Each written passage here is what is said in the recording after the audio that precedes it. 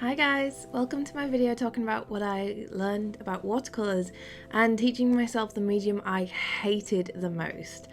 I really strongly didn't enjoy watercolours before March 2016, but I had a Cotman palette that I never used, and one day I was in a stationery store and I saw some A5 watercolour paper and I had a really strong urge to try it.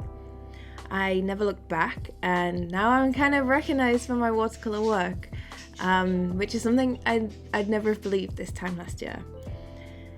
And here's a rundown of what I learned by teaching myself this media in 1 year.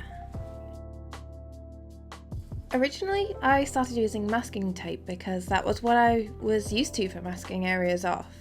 I remembered how gross the smell was with masking fluid, and I was really worried, but I finally caved and tried a range of masking fluids, but I settled on the Colourless by Winsor & Newton.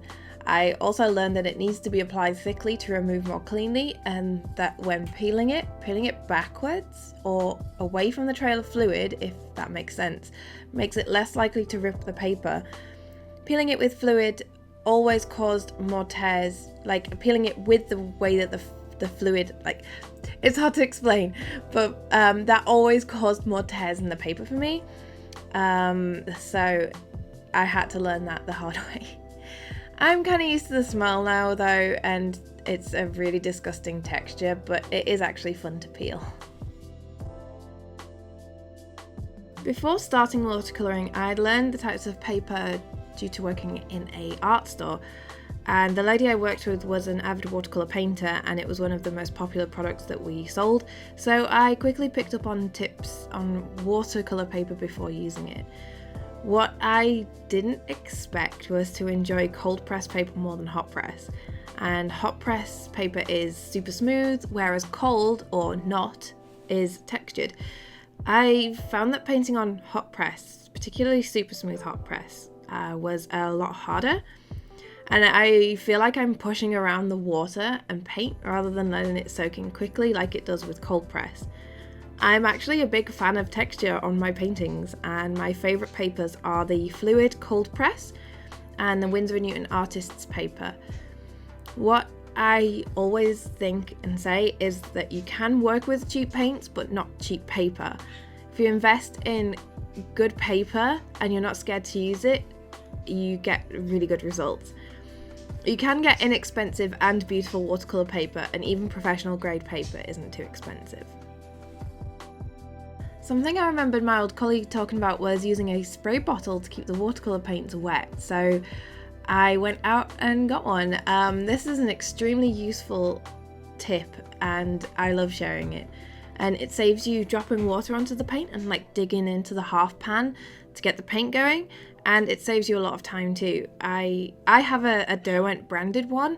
It was actually super cheap, but don't feel like you have to go for one like this. Just go and get yourself a cheap bottle from a cosmetics store. You find them in the travel section where you get the little plastic travel bottles that you can fill up and take with you on holiday. I have never actually used expensive brushes, and whilst I know that some people swear by Sable for watercolour, I'm really happy with synthetic. There's no animal hair and they can be so soft too. My favourites are the Daler Rowney Graduate, which is the long-handled number 4, and the Daler Rowney Aquafine too.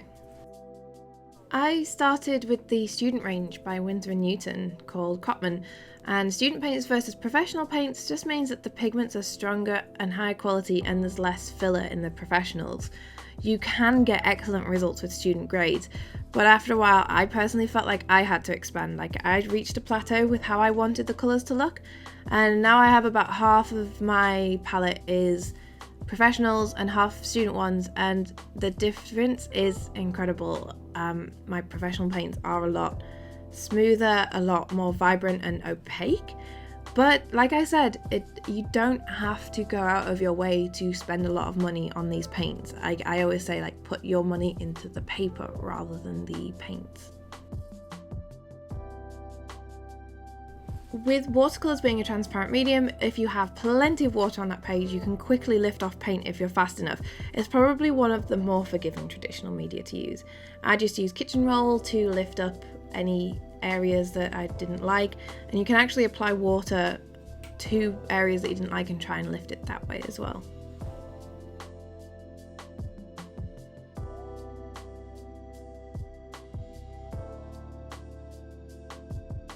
Stretching isn't something I do very often, but it's something I should do often.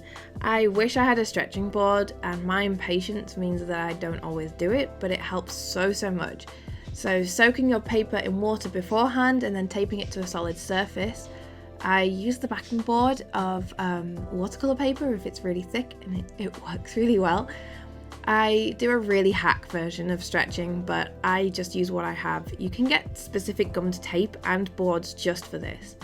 You can also get gummed pads. Some have gummed edges on 2 or 4 sides, and this helps too, and I really like them, but you can still get buckling still, even if it's still gummed to the pad itself.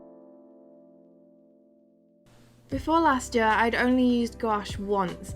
It was cheap and I hated it.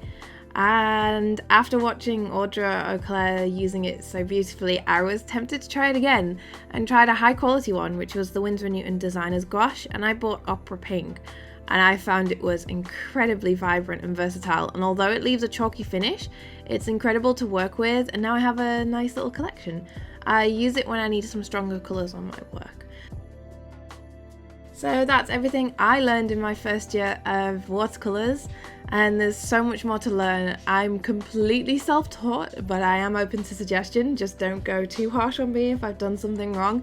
I haven't looked up tutorials. I've honestly just gone with my gut, and I think that's a really nice way to learn a technique. And if then you really like it, then you look into like techniques that you probably should use and other professional ways of approaching the medium. But yeah, so if you've got any watercolor tips, put them in the comment section, and I will see you soon. Thank you for watching, guys.